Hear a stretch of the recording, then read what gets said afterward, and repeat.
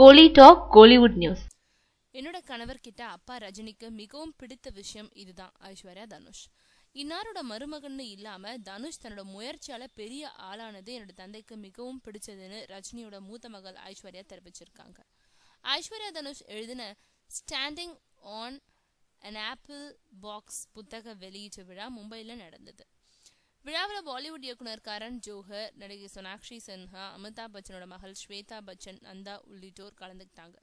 நிகழ்ச்சியில பேசின ஐஸ்வர்யா சொல்லும் பொழுது, என்னோட தந்தையோட நடிப்பு சில படங்கள்ல ஓவரா தான் இருக்கும். அவரோட மிகப்பெரிய விமர்சகர்கள்ல நானும் ஒருத்தி.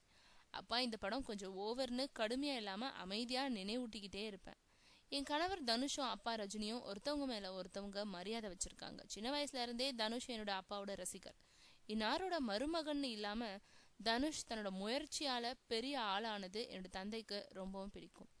என்னோட மகன்கள் பிறர மாதிரி சாதாரணமா வாழ தேவையானவற்றை செய்வேன். அனிமேஷன் படங்கள் தவிர அவங்க தனுஷ் இல்ல தாத்தா ரஜினியோட படங்களை பார்க்க அனுமதிக்கப்படுறாங்க. என்னோட மகன்களை விஞ்ஞானிகளாக்க பார்க்க விரும்புறேன்.